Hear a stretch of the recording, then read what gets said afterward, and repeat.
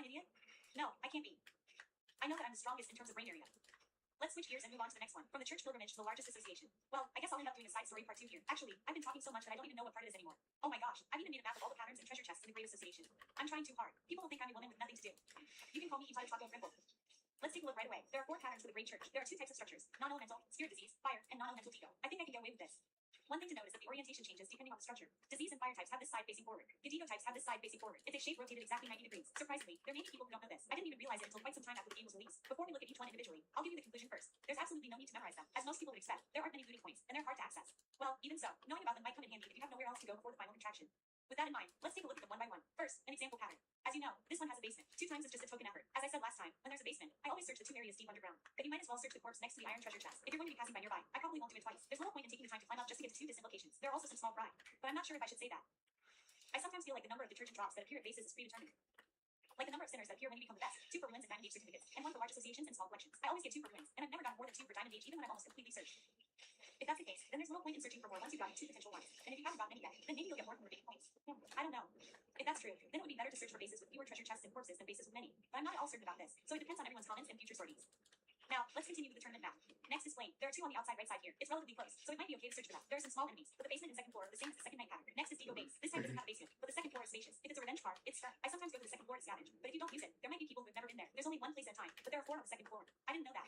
But each point has a few small fry, so I guess it's still a good place to go. Finally, there's the life attribute base. This one is similar to the Gedigo base. The small fry are easier to defeat than there, but they're a bit more spread out than in episode 1. I don't think I need to comment anymore. I've confirmed that the corpses of the Great Association do have potential, so maybe I should just scavenge when I have nowhere else to go. I don't know though. Phew. I guess I crammed in too much this time. Like I said before, I don't really like testing. I'm just sorting all at once because I can't find the information I want. I'm just doing it for my own efficiency and I'm just delaying it. Oh, more importantly, I made a discovery. Here we go again. Look at the other one. We have to hurry up and get on board. If we don't hurry up and get on this big wave, it'll be over. Here it comes. This is the perfect field triangle. Of course, Yuki is unable to do anything. He's eliminated. Yeah, it's been a while, but it still feels good. This is the moment when the 3 Avengers shine the brightest. Well, I thought the verification was over. How tiring. Last time, I concluded that Sebastian was one-shotted by Libra's magic circle because of multiple hits. But there was a comment that caught my attention. There's a theory that 2 magic circles were hit because Sebastian was reaching out. It certainly doesn't seem impossible when you look back at the video, but the important part is the latter half. Seven is a creature that dies and lives, so he's weak to success. I've never thought about that. But it's true that his design is the same as the large bone that Tibia summons, so isn't it strange? Rather, how can I verify whether or not he's weak to success even in nature? There were enemies that conveniently use success light. That, if there are no enemies that use it, then I can use it myself. A foreign object that miraculously grants the success tribute fully blade as an initial weapon can be purchased from Classical Witness for 500 marks. I can verify it right away with this data. Come on, come at me. Pursuer, I'll go all out to kill you, regardless of whether you've tested it or not. Have you given up on F5? I'm the strongest after all. No one can beat me when I give it my all. It's the same no matter how many times you come. I'll make you come back and kill me. Ha ha ha. I'm the strongest and most invincible after all. If you want to defeat me, bring along Senesats. Let's leave the farce here. These are the actual numbers that came out when I hit the second half of the level 6 Pursuer's Holy Blade. Sebastian is one who lives and dies. The attribute that is established is special attack. The special attack bonus is double, so it seems he also has a weakness to a certain type. By Malta's standards, it's about 1.1x. Helen and Frederick also seem to be undead, but in reality, that doesn't matter. I wonder if the data from the original designs, Hugo and Kobochabu, is being reused. I don't know. Yeah, this was a good test. Well, after the test was over, I noticed in the comments that there was an expert who had done the exact same test. Waste of time testing. No, it's important even for pursuit and cancellation. Let's stop talking about this. And it ends here. Let's focus on the upcoming sortie rather than verification. Verification is just a bonus. Everyone came to see my brilliant performance as the strongest and most invincible. Why, yes. Let's look back on the second day, but there wasn't any particular progress in gathering expectations. I'm just accumulating useless tasks. Well, the marker stones are all gone. I already have all the weapons, so I'm not worried. Another shame. Well, I guess my condition is still better than expected. Speaking of which, even if they have the same potential, the ones that come from enemies that are bosses are optional. There are 3 slots for drop detergent, so in that sense, the priority of the central fortress increases when the target is unknown and the map information is complete. Somehow, I end up clearing it almost every time, because it's easy to access. However, whether or not to use the fire tribute when fighting the tree spirit depends on the situation. This time, the giant spirit is still uncommon, so I chose the multi-layer type. The best range tree spirit is physical type, and the flame type has a minus 20%. If the difference is that small, it's better to use the rare multi-layer. The FP efficiency is about twice as high, and if you use the giant's fire to start, you'll usually run out of FP even if you're full. That's how bad the FP efficiency is for Eat the Giant's Fire. For the same rarity and type, Eat the Giant's Fire has higher DPS than multi-layer, so if your FP seems okay, you can switch right away. It's a different story if it's the golden tree transformation, which also has the weakness of fire. Its type has a physical 10% and fire 40% strength, so it's recommended to use fire even if it's uncommon. Yeah, another useless detergent. The contraction is the northern edge. Let's go rummaging for treasure chests with the frenzy diamond age again at the end. There were only frenzy trolls this time. Oh, I just remembered. There was another fun event on the waves the second day. I used the triple giant brain against the lion death this week. I could have used the heavy brain, but I adjusted it to match the 2 allies. This is also a page for my precious memories of you. Well, if you take the giant's day, you can take the death week, so it's not a bad choice even on a regular basis. Kill the old master before dying. He also takes the giant's day, so that would have been fine. Actually, it's the strongest in terms of performance if you take the giant's day. It has the highest damage of 5 outside of arts, so the poor FP efficiency is inevitable. But if possible, I'd be happy if it had higher damage than the daytime slash. Hey, here's the first detergent. Let's take our time searching after defeating the troll. Yeah, time's up. There's only 1 additional potential this time. Oh, this is the troll's potential. It's starting to feel like even 1 isn't enough. Now, the night boss on the second day is Youth Sarika and his very companions. So let's use the one from earlier as the target enemy, the King of the Night. Youth Sarika is here, and the supplement is Not Star Go. The candidate for the Bolton Iron Monster on the first day is No Calamari. In total, the final choice is either Not Star, Go, or Nameless. It's rare to have 3 left. Usually, it can be narrowed down to just 2 choices, Nameless. But it's good news that Maris is gone. If worst comes to worst, you can throw away the Thunder Spear. Oh, that attack was a bit of a struggle between Lily and Jump, and I couldn't do anything. It looks like it would make you buy the jump, but what do you think? I'm sure I tested it probably a long time ago, but I forgot. I tried it in the main Elden Ring game after this, and it was a normal jump dodge. It looks almost the same as the solid one that can dodge with jump. Oh, a new technique after the all-out charge. The close range slam is the moment when it becomes a shield. This is an explanation that's too late now, but who needs it? It took a long time for some reason, but I finally defeated it. If it's no fair named Chan, her potential is usually 15% hydrogen phosphide. In the end, even after narrowing it down to the night boss on the second day, there weren't many fruits. No, it's not like there weren't any fruits. This time, I'll carry over the search seed to the third day. If Maris hasn't disappeared, I'm not sure whether to buff Thunder Spear or Giant Sun. Well, even if Maris hadn't disappeared, I would have buffed Giant Spirit. Oh, this is an appeal to my allies. It says the enemy is likely weak to fire. I don't think they'll understand with this.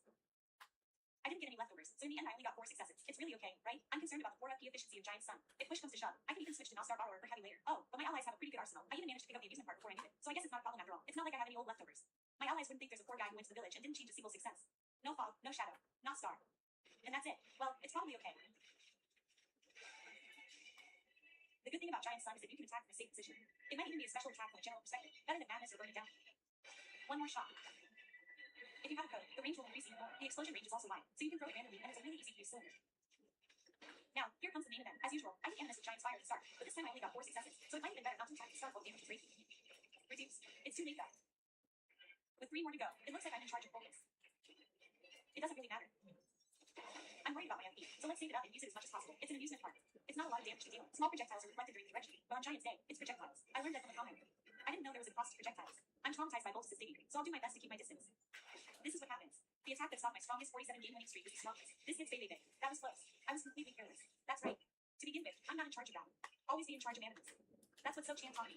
I want to know what happened just now. But I won't take my eyes off Animus again. Focus will be worn down soon.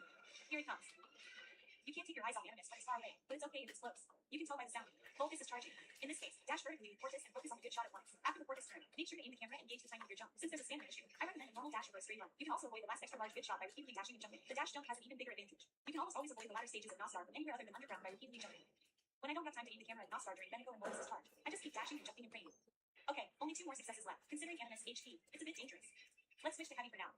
This should be more FP efficient even if we change our states. Alright, nice. I wasted 1 hit, but of course Animus can't get heavy in the first place because of Giant's day. Pretty good damage. SP does better damage, but Ewan does good damage. It's a threatening form that's hard to damage. Oh, wait, when did Nostar get here? I thought it was the snow from Ewan or Giant's day, but it was poison. As expected of Ganabo's brains. I don't know.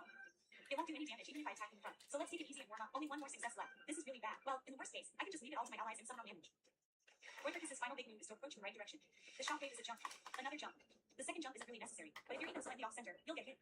It's a done deal. And after the end of the transformation, Animus appears about 6 or 7 seconds after Portis suddenly falls down. There's not much time to attack after its release, so if you remember the timing to reset, it'll be easier to hit, especially since it's slow to activate. Alright, I guess I can go for the animator for this. Take this, Giant's Fire. 1 more shot. Oh, I missed. Precious FP. I'll use my last success.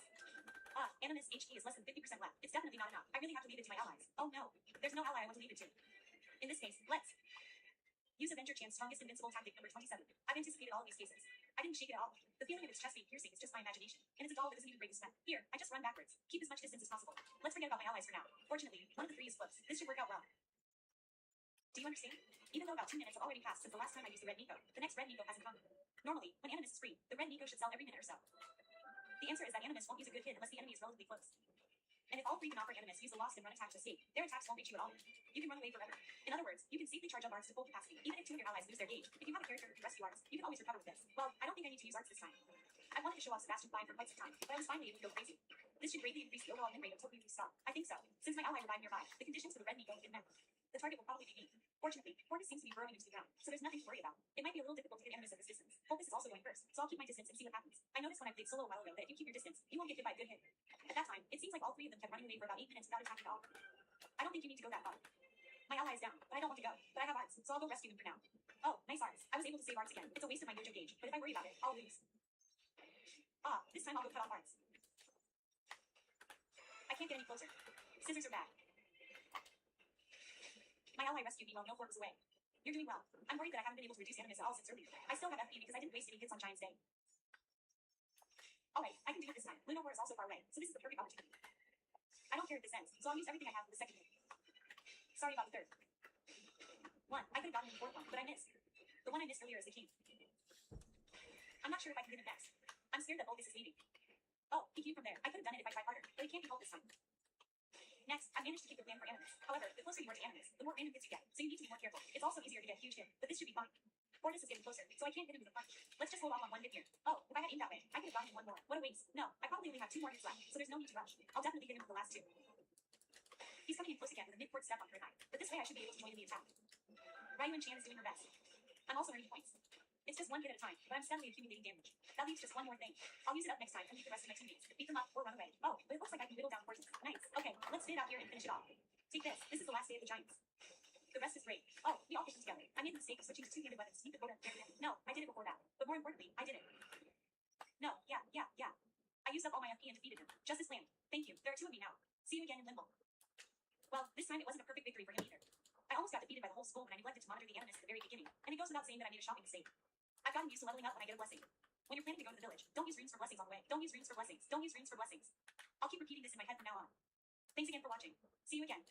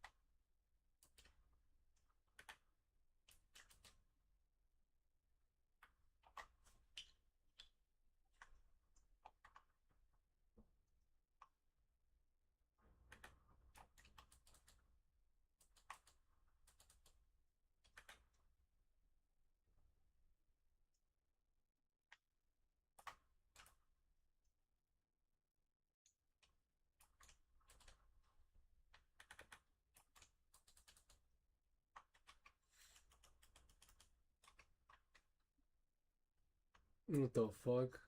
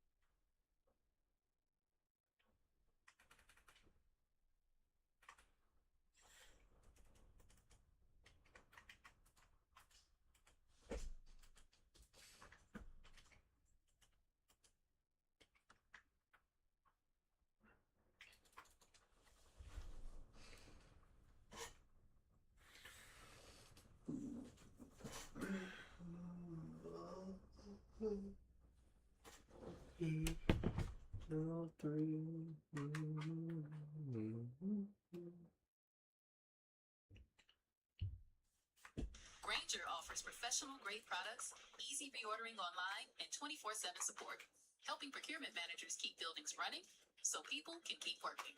Call, click, or stop by. Granger, for the ones who get it done. Hi, how are ya? I'm Darla. Does your property showcase any unique elements of character?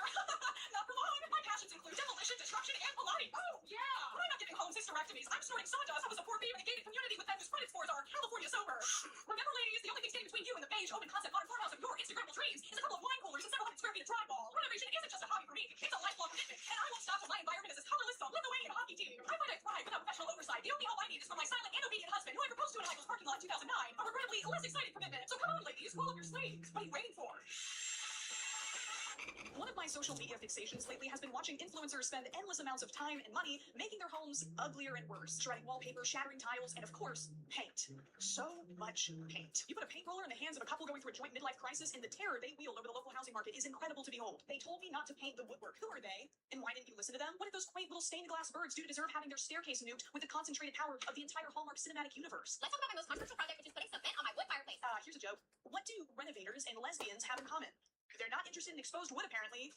But seriously, why do so many renovators think that covering original wood fixtures qualifies as an upgrade? Now look, it's beautiful, but it's giving church, and I want a more modern vibe. So I mixed up some cement and I slapped it right on. The internet was very angry with me. Rest in peace. The words modern vibe are basically a death knell for a house. If you're watching a renovation video and you happen to hear the words modern vibe, be prepared to watch an architectural atrocity unfold before you. So I ended up seeing it, and it turned out so freaking good. I absolutely love it, but let me know. Do you think that I made a mistake doing this? Yes, you did. But Lexi, don't feel too bad. It's not just you. Whether it's flippers threatening lower income neighborhoods with both kinds of whitewashing or people just deciding to DIY their own dwellings, there seems to be an overwhelming push from renovators to eradicate color and detail, to replace the unique charm of individual homes with the same safely resellable copy-paste designs. Because why have a warm, hospitable living space when you can mix things up with a Siberian cell block look? Did you say Siberian cell block? Wow, that sounds so modern and minimalist. Whoa, what are you doing? This place is a dump. I'm here to upgrade it. I'd really rather you not do that. No, don't worry, Curly. I'm doing you a favor. Well, could you at least keep it down? I'm trying to make a video here. Come with me while I turn this sad, outdated apartment into something. Okay.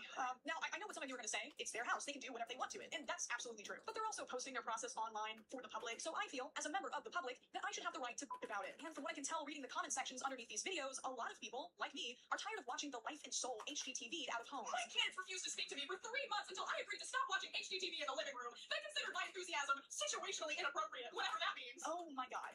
But before we continue, I'd like to take a second to talk about today's sponsor, Lalo. Whether you're piping, screwing, or some other vaguely suggestive construction term, Lalo has the tools to get the job done. They have a large catalog of luxury toys so you can try out diverse options and find out what's best for your body. All of them are made of ultra smooth premium silicone and are fully waterproof to ensure quality use and easy cleanup. June is Pride Month, and that means a month-long celebration of everyone in the LGBTQ+ community. Exploring and stimulating your body is very beneficial for both your mental and physical health. Whether alone or with a partner, Lalo's products can enhance your experience or provide exciting new ones if you're feeling adventurous. I've always been impressed with the inclusive and uplifting language that Lalo uses to promote their products all year round. This Pride Month, they have a special selection of LGBTQ+ toys suitable for all body types with exclusive deals this June on toys that complement everyone's anatomy. Make sure to click the link in the description to check out Lalo's website for yourself and use my code to get 10% off on all products. And just be careful with that. If you thought white paint and cemented fireplaces were bad, you're going to be gutted when you see the gorgeous southern mansion that this family gutted. Let's talk about these stairs. Y'all are absolutely hating the fact that we took these stairs out. Don't get me wrong, they were absolutely gorgeous. But honestly, just not ideal. Real estate gods, why do you always give your most beautiful homes to your most ungrateful buyers? The f***ed up thing is this house is actually not that far away from me. I guess I should have busted a nut to buy it before these barbarians. Bust a nut by house. To get to the kitchen, you either had to go through the living room, and y'all, I can't wait for y'all to see the after,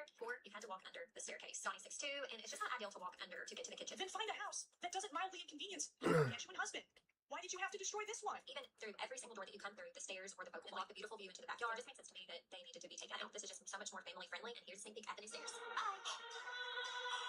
I think a moment of silence is in order. This should be considered an act of domestic terrorism. You should serve jail time, okay? The house could have easily been restored with just a little work. This is the equivalent of someone going in for like half a syringe of lip filler and getting one of those scary Dr. Kim facelifts instead. Y'all's comments are literally giving me nightmares, but that's okay. Everyone's entitled to an opinion. But I'm gonna circle back that this is our dream house, and we're just trying to make it as homey as possible. Guys, we just had to buy it. It's literally our dream house. We just take the walls and the floors and the staircase. And we are going for the modern farmhouse look. I hope you'll still follow along for the journey. Modern farmhouse, you say? Yeah, the AI-generated Donald Trump t-shirt was a bit of a giveaway. Look, even Donald's upset about it. It was a beautiful staircase, the best staircase even. I can't believe he got rid of it. We did test out some paint colors, and I'll drop them right here for y'all to check out and let me know your favorite. Like, this is the hardest thing. I am starting to love City Loft, the second color from the left. Scrolling on Instagram, I'm just loving all white houses. But of course, we can't talk about bad renovations without addressing the German schmear incident. And no, I'm not talking about a delicious bagel topping. I'm talking about a couple of flippers from Florida who made the internet flip out when they decided to update a 1970s home to turn a profit. Today we're taking this fireplace from potted floor to cottage core. Now, a lot of you suggested that we should just clean the stones and it would brighten it. However, these stones have very large, dark grout lines that just look dirty even after a good scrub. So we're gonna be trying the German schmear technique. I guarantee, no matter how bad you think this is gonna look, that it's worse than that. Let me just say that this was a true trust the process project for us, as it was looking a bit scary before we started smoothing out the grout lines. We do still need to complete the look by finding a nice chunky wood mantle and of course replacing those ugly sconces, but here is how it turned out. What do you think? You know, you should keep the ugly sconces. Hopefully they'll distract from the ugly fireplace. It definitely isn't Hobbit core anymore. I don't really know what kind of core it is, though. I feel like the Germans wouldn't approve. If you're German, comment down below your appraisal of this schmear. This was just one of many unpopular decisions this couple made while renovating. Not a single room in this house was spared from their creativity. Hands down, one of the coolest features of this property is this gorgeous dedicated studio space. Currently, the main wall has this mid-century wood shelving unit that I love. However, we have something even better planned for this wall. I'm Sure you do. Studio was advertised as an art studio, and you quickly realized it was just lacking the art. Crazy how much happier it truly makes the space feel. Comment below how you would use a studio space like this. I can imagine it so many different ways. That looks like something that would be painted on the side of a restaurant in a tax code where I'm going to be overcharged for underseasoned tacos. If you're a tourist in an unfamiliar city, consider that font a portent of doom for your wallet. Also, maybe I'm just a raging narcissist, but I feel like most artists would prefer their own art to be on the walls of their art studio, not someone else's. However, nothing could have prepared me for what they were about to do to the living room ceiling. This vaulted ceiling was just begging for a beam. Me too, girl. Me too. And today we are finally installing one. Due to the size of the beam needed, we knew we'd have to find a faux beam for us to physically be able to have the strength to lift. We found these vintage style wood beams made from foam from a company called Outwater, which ended up being the perfect solution. Why do I punish myself like this? It looks like a set piece for an underfunded theater. Actually, I'm pretty sure I saw this backstage senior year when I was playing the baker's wife in a high school production of Into the Woods. Of course, this room was just long enough that we had to use a second beam, but luckily they have these rubber straps to hide the seams. I want to make a joke about rubber straps so bad, but I'm pretty sure I've maxed out my innuendo quota for this video. This looks like something I would see on the ceiling of a rainforest cafe. All we need is some artificial shrubbery, some ominous animal noises, put a rumble in the jungle rap in my hand, and I'm there. I'm transported. For lighting, we wanted a mid-century kind of funky light to keep in the 70s spirit for the space, and I am so obsessed with the one we ended up choosing. Oh, the 70s spirit, of course. You mean the 70s spirit that the house that was built in the 70s already had before you bought it? That 70s spirit? Also, I'm no contractor, but attaching lighting to a foam support beam, that's objectively a bad idea, right? Like, we can all agree on that. Throughout the entire renovation process, the response from viewers was overwhelmingly negative, but this couple ignored all advice and suggested alternatives, instead making fun of the commenters for being upset about the changes. Never in my life did I think a fireplace DIY would trigger the internet so much that the app would have to turn on anti-bullying mode. I've been personally impacted by this fireplace makeover, and we are so happy with how the living room is coming along. Hopefully you agree, but if not, I'm sure you will let us know. To say we got a lot of backlash for our choices online as we worked on this home would be an understatement, but I'm incredibly proud of us for seeing this through. And that kind of weird antagonistic relationship between these types of accounts and their comment sections is a consistent pattern that I've seen. Thought I'd give you a little before picture, and yes, we ripped it all out. I was nice worried about people's opinions, but at the end of the day, this is our house, and we're making this our dream home. It was gorgeous. It was known as the $1 million bathroom. Yep, you got that right. We ripped it out all too. These renovators are constantly asking for opinions about their work, but they never listen to any criticism and act like victims when they get an honest answer, as if they're being forced to film it and put it online instead of just doing it for themselves. If a millennial knocks down a wall and no one's there to post it, does it make a sound? But of course they keep posting this stuff. They get far more engagement from making people upset than listening to their audience. If you go to any one of these pages, you'll quickly recognize that the videos that do the best are the most divisive. Pissing people off is profitable in an attention-based economy. Often what they're doing is so pointlessly destructive that it becomes painfully obvious rage bait, especially with lower investment projects like furniture. Look at the difference in viewership between two almost identical videos. One where a stool is stained and restored, another where it's purposefully damaged. I mean, look at this one. She's just slapping the paint roller on the top of the table without even using painter's tape. This one might ruffle some feathers. I know what you're doing, Bria. So to anyone who feels like I'm being a bully, remember, this is a balanced ecosystem. They get attention by being dumb on the internet, and I get attention by making fun of them for being dumb on the internet. It's an entertaining, symbiotic relationship that we share. After the consistent backlash, the Florida flippers were excited to silence the haters by announcing that they had managed to sell the house and turn a profit. Despite most of the internet actively hating our every decision on that 70s home flip, it is officially sold, so let's break down the numbers and see if we truly ruined it. Track our closing costs, the original purchase price, along with our renovation budget, you will see that we made about $92,000 for 4 months of work. So while some of you were sitting and criticizing our choices, we were out here actually putting in the work and building wealth for our growing family. Also, we did go over our profits from social media, but go ahead and write a hate comment and we'll help fund our next flip. I don't think selling the house necessarily indicates that the changes you made to the house were good, and this may be a controversial take, but I feel like being a flipper has become an intrinsically parasitic practice. In all fairness, a given flipper might do a fantastic job of breathing life into an old residence, but I feel like the whole process encourages renovations to be done as quickly and cheaply as possible. To do work that will last just long enough for you to jack up the price and dip, so the poor suckers you've duped into buying the Frankenstein building don't even know how screwed they are until your upgrades start chipping and peeling and falling apart in less than a year. I mean, did you tell the buyers about the foam beam? More than that, flippers have the greatest incentive to get rid of the charm of outdated homes, remodeling them to be boring and colorless, because, after all, the house is being designed to sell, not to be lived in. Ultimate goal here is to take one large-sized bathroom and make 2 normal-sized bathrooms. This will take the house to a 3 2.5 instead of a 3 1.5, which will increase the value. If it's all about increasing the value of the home, then any unique features are just an obstacle to selling the property, and it should be unsurprising when these are demolished or painted over to appeal to the widest possible range of buyers. But I think there are a few other reasons for the disconnect between people posting renovation content and the people consuming it. While not a complete answer, there's definitely a generational difference at play. On average, the people who have the money and resources to renovate houses are from a different generation than the younger people who are the most active online and engaging with the videos. So the people watching tend to have a very different taste than the people posting, which is why you see all the comments specifically mourning millennial design choices. In general, millennials tend to be more interested in minimalism, while the younger generation has already started to get nostalgic for their parents and grandparents' more opulent decorating. There's definitely an underlying resentment and helpless frustration from young people having to watch homes get ripped apart before they can even participate in a housing market with prices still so far out of reach. The way these renovators talk about the previous owners and their decisions can also be very off-putting. There's often such an air of superiority and contempt in their voices while talking about the fixtures that make an older building unique. Let's demo the master closet, or at least that's what the previous owners called this. Padded fabric walls, circus curtains, roller padded walls. They like their texture. Planning for your family's future? Put it in the right hands with LegalZoom. It's too important to let it fall into the wrong hands. LegalZoom is the simple, affordable online solution for estate planning. If you need a will or trust, LegalZoom guides you through every step to ensure your loved ones and assets are protected. So if you need a legal hand, visit LegalZoom. LegalZoom provides access to independent attorneys and self-service tools. LegalZoom is not a law firm and does not provide legal advice. As if in a few decades, a brand new family won't be wandering through those rooms laughing at your dated choices and going through so much paint stripper to uncover what you tried to hide. Because this isn't really a new phenomenon. It's been happening for a while now. A few decades ago, shag carpet and linoleum were being stapled and glued down to gorgeous bare hardwood floors, and now everyone's desperately trying to get rid of it. But I think social media and an unstable housing market has accelerated this cycle to the point that people are spending thousands of dollars to adhere to trends that are already starting to die out. There's also the basic fact that these renovators are taking a finite resource and destroying it to create an infinitely reproducible one. There are only so many older homes left, while there are countless homes already updated with modern furnishings. If you have a style you like, that's fine. No judgment, no matter how ugly it is, but it just seems wasteful to buy a home specifically that has unique decor, only to rip it all out and replace it with stuff anybody could buy off of IKEA. If you want a modern home, why not just buy a modern home? Or build one, even. Look, I can't pretend that I'm not a little biased. Okay, a lot biased. I've shed a tear or two over houses in my local area being demolished and replaced by these monstrous monochromatic cubes, okay? But I think people are justified in getting upset at these renovation videos, and I think someone complaining about the loss of these beautiful homes doesn't necessarily make them a hater. Darla, what are you doing? Oh, I was just taking out this wall real quick. It'll really open up the space. Don't mind me. Darla, that's the bathroom wall. Yes. So typically, people have an expectation of privacy when they use the bathroom. I don't understand. Darla, listen to me. I know you love to DIY. I won 3 DIY competitions this past year. They were competitions until I showed up. That is concerning. I need you to understand that a little color, a little detail is okay. You don't have to get rid of it. I think if you look deep inside yourself. I feel like you were going to start a monologue. I'm not getting my deposit back.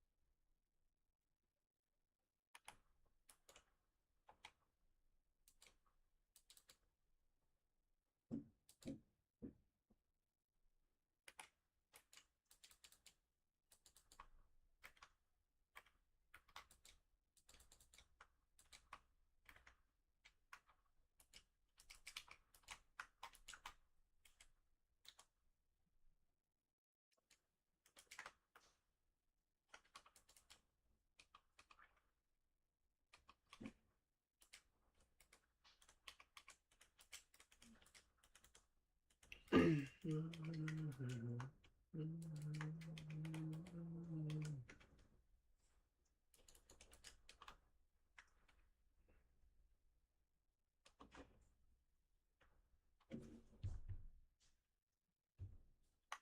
everyone, I'm the most powerful and invincible Avenger. I sortied yesterday, and sortied today. Oh, before that, I have something I want to say about comments. Apparently, YouTube generally considers it good manners to comment once per person per video, but I don't mind if you comment multiple times. Feel free to write down whatever comes to mind while watching the video. Otherwise, the video is long and you'll forget. If it's not too much trouble, it would be even better if you could add a timestamp. Well, there's a theory that if you post too many comments in a short period of time, they'll be treated as spam and disappear. So do so at your own risk. Oh, target unknown. I've updated my main foreign object set again this time. This is the new guy. All 3 of his features are powerful. 1 spirit booster, 1 max HP increase, and 1 physical cut. However, the trade-off is that all 3 of his features are a bit annoying. Well, since he has the recovery spirit, poison accumulation when HP is below max isn't that much of a threat, and HP loss when you're dead isn't a problem as long as you don't die. The progress reduction is also only slightly noticeable if you level up a bit, so it's still better than nothing. Combined with the one below, there are now 2 HP reductions when you're dead, but I was happy when I saw this. The reason I was happy is that when you recover from your death, your health will be restored to half of your original maximum HP before the reduction. If you have 2 minus 25% HP reductions when you're near death, your maximum HP and remaining HP will be 50% of their original value when you recover. In other words, your maximum HP will be halved, but your health will be fully restored. If you can maintain the loss of your maximum HP without having to drink the single holy grail after recovery, then having 2 HP reductions when you're dead is better than having 1. You'll die if you get hit by minus 25% or minus 50% again anyway. Am I a genius? Whether this idea is correct or not will become clear when I go on a mission, and I go on a mission now. Well, it's more likely that I won't go on a mission even once. Well, while I was talking, I've already been on a mission. The first thing I check immediately after a mission with an unknown target is the DLC base, the gnome. If there is no DLC base, it is certain that the target will not be Harmonia or Strages. This time, there are both obstacles and villages, so the target will not be narrowed down if there is UDLC or DLC. But does that mean that the probability of Harmonia and Strages being the target will increase? Judging the float, it probably is. Considering the strength of those 2 and how unattractive their breakdowns are, I have to say that it was a miss. The fact that Harmonia and Strages, who I talked about last time, have a high probability of being targeted in the first place is probably related to the fact that the target is narrowed down by this DLC base. Well, there's no point in thinking about it. For now, after the initial base, it's the fastest action. The pumpkin action is short, and the boss is relatively easy to defeat, so it's the best of the 3. It's also nice that there's a spirit being nearby no matter which way you exit, so you won't have any trouble with it. The celebration is also close, and the corpses are in a position where it's easy to search. Go to the search position. It didn't come out, but it wasn't a miss. I got it in the latest version, which is less likely to be targeted. I guess you shouldn't ignore even the small places like this. Well, since he's an advisor, he'll probably end up swapping it out for a good one later. It's unlikely that he'll carry this all the way to the end. Experience tells me that. Oh, I saw another weapon. If you're going to make it unique, that's reassuring, but I still prioritize multi-layered reinforcement. Considering its versatility and early farm speed, I would have chosen the upper one if I had already confirmed my target with a missed pride. Since he's level 2 this time, I can leave the central court next time. Ignore whoever the field boss is just south of him. I always give in to temptation and start fighting, but not this time. What a mutant. Looks delicious, but I'll hold back for now.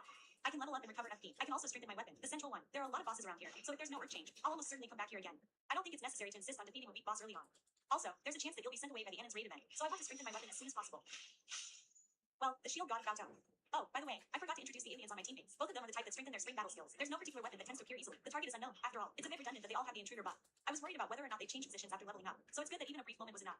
The runes required to level 3 are about 8,000. I have to remember that. I can't buy pouches, so I'll see you later. Oh, they're selling something good. The golden shield of the beast gate guarantees a cut up when HP is at its maximum. There's also the Bao'Zhou shield, so defense is safe now. Just having it in the shop means all of my allies can buy it, so it's guaranteed to give me 3 cut ups when HP is at its maximum. It's too good to be true. Sorry for the delay. Well, since we're fighting troll for a while, let's digress a bit. First, the first one. When I was clearing patio in the last video, I tested whether using spirit veins would make it faster, but I said I couldn't find the video, but I found it, so I'll share it.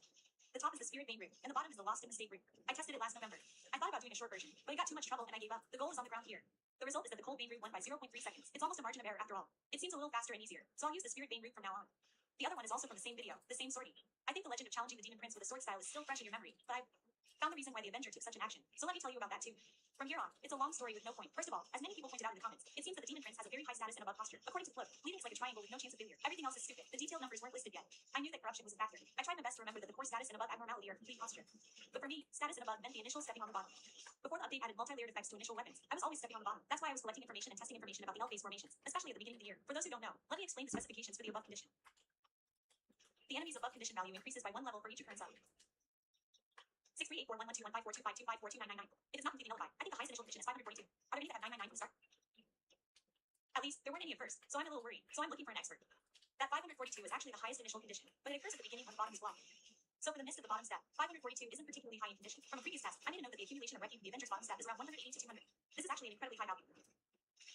In other words, it wasn't my fault that I was foolish enough to challenge the demon prince with a veto, but the fault of the death step. It was because his wrecking accumulation was too strong and it messed up my senses beyond my state. It's not my fault. It's not my fault. It's pretty tough to try to generate a state beyond my normal weapon attack on an enemy with high posture. I learned something. Well, I don't know how much corruption the demon prince actually has. That was a long and meaningless story. Returning to the screen, I stopped the strategy of the central fort where I had defeated all the enemies except the shrinker and came to the steel boss. The big game was getting a lightning sphere from the first troll and a unique descendant from the second troll. The multi-layered descended lightning sphere can deal with most of the night kings. The only other weapon I want is the flame attack, which is a must-have for any place. I can manage without the fire attribute for Luno Star. I'm at a loss as to where to go after defeating Lousy. There aren't any good bases nearby. I should have finished defeating the trolls at the central fort before coming here. It can't be helped. Let's fly to the south head with the spirit weapon, church tour, and conquering Cymriel. This time should be enough if it doesn't get messy. That's the village type Kachi village. But this time, one is good. You can enter from the back, so they'll probably spawn nearby. I realize now that it's a little strange to say village type and fort type for Kachi village. but it says so in the God strategy. So as an aside, it's quite important to remember the direction of each base. The front is determined for each location, so it's usually facing the center or the direction that leads to the path, so you can figure it out without having to think about it. I have an image I made for myself a long time ago, so I'll share it. I think this is probably the first time I've shown it, but I might have shown it in a video somewhere before. My memory is fuzzy. If you remember the direction well, you can figure out the exact location of most bosses just from the map, especially for ruins and Kaji village 4 types. The boss tends to be in the corner of the base, so it's easy to go straight to the boss without wasting time. Now, we've arrived at Cymera. In the case of the village type, if you enter from the back, you basically can't avoid fighting one boss. Well, since you have arts, you should be fine with just brute force. And here he comes. As expected of a lady, you'll use finale when you need it. Let's stagger my arts. Using it after finale's effect wears off will increase the safe battle time. Neither of the potentials were good, and so on. It's a hassle to defeat all of the multiple bosses, even if you have no choice. I guess I'll just have to put up with it since it's a bit of a waste. Now, after defeating the sinners in the ultimate village, let's head to the ultimate diamond in the northeast. The contraction will be in the northeast anyway. That's right. My intuition tells me so from my experience sorting out Tenta. It's definitely true, considering that the central ward guard was wrongly defeated at the first contraction. The contraction is in the eastern forest after all. I thought so. Let's give up on the ultimate and go to the poison there. Now that I think about it, it's been a while since I've sorted with an unknown target in a video. I'll share what I noticed, even though I'm not on the boat. We all know that the latent power of the unknown target gene comes from treasure chests and corpses, right? But it seems like the chests that give you the most power are pretty much fixed. First of all, they never come from the treasure chests in the central fort. I've never seen one come from there even after doing all this. So I think that's probably it. Then there are the iron treasure chests in tournaments and small forts that give you the stone key very often. I don't think they give you any latent powers either. And the iron treasure chests in the Deer Village detective seat may never have given you detergent either. But I don't have enough samples to be sure. Oh, I don't remember them coming from the wooden chests in the activities or small camps either. I used to think that when there were 23 treasure chests in a cluster, you could only get them from one of them. But I got 2 from nearby wooden chests in a recent sortie, so that doesn't seem to be the case. I never got 2 from close range in the ruins, which is where I searched the most, so I thought that was just how it was. Now, if everything I've said so far is correct, then the priority of each base will change a little. The biggest change is in the ruins. These are very good bases when the target is unknown and when the map information is lost. There are 3 treasure chest rooms guaranteed no matter what boss pattern you get. Wooden chests are a given. 2 iron treasure chests. I feel like I get 2 more potential treasure chests every time. 1 from 6 chests, 1 from 2 iron treasure chests. Maybe I even thought there were always 2 guaranteed treasure chests, but I'll just show you how I navigate the treasure chest rooms. The starting point is the blessing. First, the poisonous ruins type of shape. After defeating the boss, head to the center of the base, jump over the steps and go down, then head straight ahead. Continue forward and this is the first location. After you get some loot, take the exit on the right. If you go a little to the left, you'll soon reach the right treasure chest room. Finally, go outside and immediately jump to the right. Keep going up and go straight to the 3rd treasure chest room. This is the secret location for the iron treasure chest. Another ruins pattern is the one with stairs facing the front, like Zagel or Miswegal. This time it's the 2nd generation platinum people, but first jump over the step right next to the blessing. Finish searching the secret room, and when you come out to the outside, go right. Continue going down 1 level and you'll soon see the next set of stairs. When you come out, go right again. The last set of stairs is hidden behind the wall in front. For this type, just remember to go right after you come out and you'll be able to get around smoothly. There's also 1 more in the ruins. There was a body in a high place in every pattern. I wonder what it's like there. There's so little to search that I don't even know if there's any potential. I only search when I have absolutely nowhere else to go, so I don't really need to worry about it. The difficulty of climbing up the mysterious path is also high. Well, if I remember, I'll try it next time. Another thing that increases the taste is diamond age. I think if you search all of these, you'll usually get 2 detergents. However, depending on the structure, there may be fewer of them or their locations may be scattered, so it might be a bit tricky to search all of them every time. There are 3 types of structures, such as the so-called tent junior. The easiest and most delicious ones are the ones where the boss is the lost knight or the lousy master's 10 diamond age. There are 3 of them in front of the lost knight when you enter. There are 2 near the boss in the back and 2 near the merchant. They're easy to get to and easy to see, and they're clustered together, so you'll often get looted without even thinking about it. Oh, the location of the diamond age treasure chests and corpses is mapped out for all patterns on Community, so check that out for details. The next best ones are the ones where the ones are a bit more scattered than the ones in the 10 type of the mad troll or the Suntane's junior diamond age. There are more drop points than just the chests, so don't forget to loot those as well. The last one is the Ugura and Diamond Age, but this one is a bit tricky. The placement varies depending on the attribute. The only thing they all have in common is that there are at least 2 of them where the latest blessing appears, and at least 2 on the field. Other than that, I just loot whatever catches my eye. If I have time, I'll try to memorize the placements. It takes a long time to climb up the Ugura, so I'll have to discuss whether it's a good idea to go all the way to the top to open it every time. If you're going to defeat them in the Allure style, you'll also want to search them. This week's base has not only wooden boxes, but also corpses, so be careful not to miss them. There are quite a few of them, so if you searched early, you should probably get at least 2 detergents. Another good one is the Seago. There are a certain number of treasure chests in every pattern, and they're in relatively easy to open locations. I think you'll usually get at least 1 detergent. One place I tend to forget is the first room in the larger Seago, which is the first room downstairs. Detergents can also be found there, so search thoroughly. The Grand Association has fewer treasure chests and corpses, and they're scattered around the second room, which takes a long time, so I don't really go on my way to search. I search when I'm in the underground type, the chest at the end of the underground, and the wooden boxes or chests in the room next to it. That's basically it. I'll talk about the Forge Village and the Hoover later, as it'll take a long time. Now, let's go back to the screen. The Night Boss, Courage of the Royal Family, has been defeated. If this is the one for day 1, the target will be Mellies and Libra Folklore. Full goal is fine, even if it's a heavy soul, and I've already obtained the advent for Libra Mellies. I've also picked up an advisor who's hard to target, so it's a pretty good finish for day 1. If I can also pick up an ally who's hard to target, it'll be perfect. Now, for day 2, I've finished the lecture, so I guess it'll be the Birth Village. If I finish it on day 1 while visiting churches along the way, it'll be a bit difficult to decide on a guideline for day 2. For now, let's take a look at the nearby Diamond Age now. Let's continue talking about treasure chests. The remaining ones are Forge and Failure, but to be honest, there's not much information. There aren't many things to conquer in the first place, and in the fortress and type village, you almost always go straight to the boss. There's nothing written on the float other than the iron treasure chest. I had no choice but to do a quick solo investigation. In Kago Village, the locations of treasure chests and corpses differ depending on the attribute. They're 2 different. This is really annoying, but I'm already doing my best to memorize the locations of enemy treasure chests that give out Search C2. I'll just announce the results of my investigation. First, the basic structure of the fort type. The bottom is the front. Right next to it is where the witness is. There are 4 patterns in total for the fort type, and the attribute is lightning free. Here are the locations of the potential treasure chests and corpses that will appear in each. 3 crates, only in the village where the results are obtained. The number of corpses is still to be determined. Let's take a look at them one by one. First, the non-attribute fort type. This is the infamous ballista base. 2 treasure chests and 2 corpses are right in the center of the disguise section. You might think it's dangerous because of the ballista, but the crates are positioned in a square shape, so you can't pick them from anywhere. However, there are a lot of enemies, and the corpses positioned a little to the side will usually get hit. Next, the fort type with the light attribute. This pattern is the only one that doesn't exist. There aren't many corpses, and they're not densely packed, so it tends to miss. Next, the fort type with the lightning attribute, with 2 crates and 1 painful looting point on the front and left. And finally, the fort type with the earth attribute. There are more corpses than the others, but they're not that densely packed. The 2 wooden boxes on the bottom left might be quite good, as there's also an iron treasure chest on the pillar just below. That's all for the 4 types. There aren't many points where they're clustered together, and those usually have a lot of small fry. I wouldn't say any of them are very good. Oh, I haven't put a bow rack on it. I don't think that one has any potential drops. I don't remember ever getting one, but I don't know for sure. Next up is the village type Haji village. The bottom left is in front, and the top is in the back, where the blessing appears. There are also 4 patterns, and they're non-toxic fire lightning. Here are the results of examining the wooden boxes and corpses in the same way. This also varies greatly depending on the element. First, non-element. They're clustered around the intersection on the top right and on the roof right after entering. There are a lot of them, so they might be quite good. Also, the enemies are only melee, so it's easy to loot the rooftop castle, but the point on the top right has a lot of large fry, so it's a bit troublesome. Next is the poison base. The only place where they're clustered together is in front of the house on the far side. It's easy to see and hopeful. The fire base. This one is pretty scattered, but just like when it's non-elemental, there are crates clustered at the intersection in the upper right. Also, there's a point in the lower right section where 3 corpses are clustered. Finally, there's the lightning base. It looks like a good deal because there are a lot of crates and they're clustered together. But the lightning village type has elementals and it's very dangerous. It doesn't seem like there's much need to specifically conquer this place, so there's probably not much need to memorize it. If you assault, there are 3 corpses right in front. If you hang a criminal in front of you at the very end, it might be worth searching while you're at it. Even if there aren't any potential drops, there are quite a few rare weapons. The village type has a lot of points clustered together, so it might be possible when you get information about an unknown target. I can't say for sure because I haven't been able to prove it, but based on the rules for other potential drops, I think they probably drop from these spots too. I want to go out and test it out soon, but I'm on a bit of a winning streak right now, so it's a waste. So I want to go test it out the next time I lose. Or is there someone who can go for me or has already tested it? I didn't intend to make such a detailed map from the beginning, so it might be pretty sloppy depending on the element. I might have missed some isolated corpses, but please forgive me. Also, it's a bit strange that I haven't talked about it, but breakdowns are good. It doesn't change that much depending on the element, and there aren't many detours, so I don't go there often, but I don't think there's much detergent. I don't usually search everything until it hurts, so I can't say for sure. But I'm tired, so I'll end the verification here for now. In any case, I think it's worth exploring all the ruins when you have information about an unknown target. I should have made this into a single video that's this long. I failed to directly attack Aurora from the sky, but it looks like my teammates succeeded, so it's okay. But I'll go up anyway. It was a wasted trip. Oh, and I should have searched the wooden boxes up there. Let's replay the journey while Kagoshima was talking. After defeating the knight, the 10th base is in the direction of the wooden boxes. As for the tactics, first, drop the first detergent. Don't forget to search near where the 2 knights were in the back. Yes, the second one. This is why 10th bases are gods. Once you understand better, missing targets and map information loss aren't always bad. After that, it's a disaster church pilgrimage. It seems like I've still forgotten about the northeast. If I don't remember soon, I'll be drowned in the rain. A flame beast appeared, but of course I ignored it. After retrieving the Holy Grail, I wrote the Spirit King and used the flame diamond in the center west to get the effect, and that's how I got to this point. The wooden box here is a potential. I should have searched for the wooden box in the center west. It's too late to climb now. Yes, the first contraction starts. Going northeast west was no good. This woman was the first culprit. Oh, didn't detergent drop here? I was the one who opened it, but I didn't notice. But if there are a lot of small fry, it takes that much longer to deal with them. That's why ruins are gods. Huh? There's detergent on top of the detergent? If it's already there, I'll climb up now. It's just my feeling. But if it doesn't appear in one place, I feel like the chances of it appearing in the remaining points increase. Even in the ruins, if you get it from the first 3 boxes, you won't get it from the remaining ones. And if you don't get it from the first one, you'll definitely get it from the remaining ones. So if you get it from the first 3, maybe you can skip the next 3 boxes. But even so, it doesn't appear at all. There are more opportunities for potential selection than usual. I'm done with what I had to do, so let's head to the village next. I don't need to buy it from the exploration seat this time, so I guess I'll just get a pouch, success, and tone. Oh, they're selling the uncommon moon ballista that makes you less likely to be targeted, but I don't have enough rooms to buy it. That's why I was told to check the lineup before buying it. Well, I have the advisor's moon ballista that makes you less likely to be targeted, so if my teammates buy it, it's fine. I'll buy the stone power too, just in case. I'm going to descend, so I don't need success that much. But let's get back to the topic a little. I didn't include the location of the iron treasure chest where the exploration seat 2 appears on the map of Hachi village that I showed you earlier. The treasure chests also have different locations depending on their attributes, but I already remember them, so I forgot to repeat them. I've been on the rise for a long time. If you want it, I'll make a map with the location of the iron treasure chests. Next, I'll stop by Sorcerer's Island and head to the northern field boss. What's the difference between salary and salary? Just grab some detergent and move on. Next, yeah, it's a bit far, but maybe the bird is underground. I think it's quite common to head from the cliffside spirit bank here to the central fort, but if you fly straight without thinking, you'll be noticed by the northern troll when you get to the troll fort. If you just go up the stairs and head to the northeast troll, that's the 3rd stage, so you need to be a little careful. It's a good route because you can easily identify the rooftop boss though. The boss is Zamo. The contraction hasn't started yet, so it's okay. That's right. I just made another bad move, but everyone figured it out. Thanks. That's right. So why am I being targeted now? I got too far forward when I summoned Frederick. I was going to have him take it, but he locked onto me first. In the fort, the underground boss is usually revealed when you get to the base of the stairs. If I was going to summon him, I should have summoned him from the top of the stairs earlier. Frederick comes out quite far ahead, so there's absolutely no need to push too far. It can't be hard, since this is a bit harsh if he wants faster to get it first. Yeah, miss. With the tone and the head shield, I guess I don't need the talisman anymore. Yeah. Even though I don't need the talisman, my hands move on their own when I see the scabbard. But Hania doesn't appear. Maybe my teammates picked it up right away. Now, it's the night of the 2nd day. Since it's a skeleton, the boss is the mysterious bird. For now, the miscellaneous arts that increase the privilege of defeating enemies. That means it's Edo Libra nameless. If you combine it with the first day, it's either Libra or nameless. In this case, Libra is much more likely than Foodie Foodie. Otherwise, there would be an abnormally large number of nameless remaining as candidates every time. I can't prove it, but QC is a weak, so I'll give it a 10x speed. I'm definitely not trying to cover up the fact that I forgot I had the advent and fought with heavy weapons until the end. This time I'm really forgetful. This is also because of the new food I ate at night. No doubt about it. Since it's the 3rd day of the descent, I'll have some FP left, so I'll make some.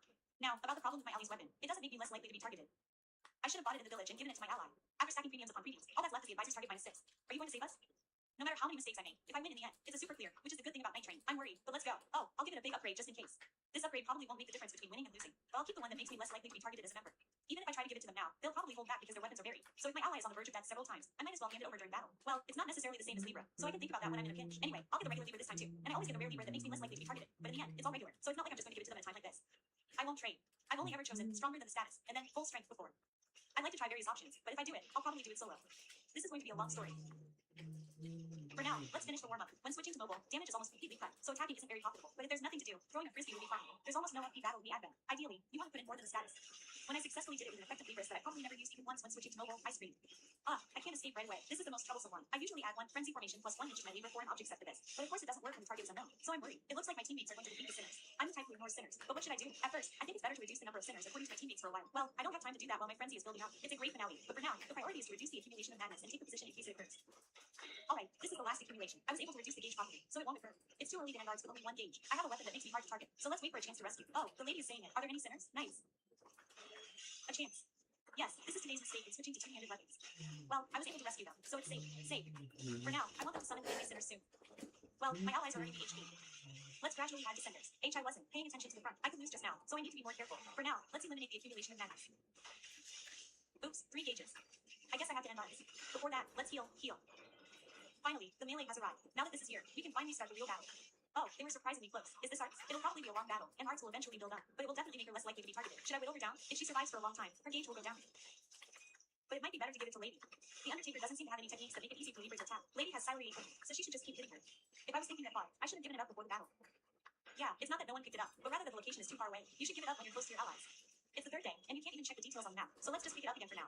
I don't know why, but Libra has become isolated without me noticing. I heard the sound of her becoming less likely to be targeted, but it's lucky that all the sinners are fighting each other. Let's whittle her down while we can. The wall is a chance to attack. Oh, she got hit. Well, of course it would be better if she could stop me. Oh, the gauge is at 2. It's easier to rescue her since she's a target. I don't want her in so I'd rather set this rescue me alone. What? 1 hit?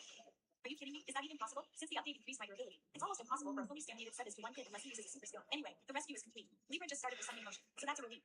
This is the perfect time to finally get into the target. If we're just going to keep going, it's easy even without being targeted. If I remember that day when I fought Raw for 40 minutes without being targeted, I'll be fine.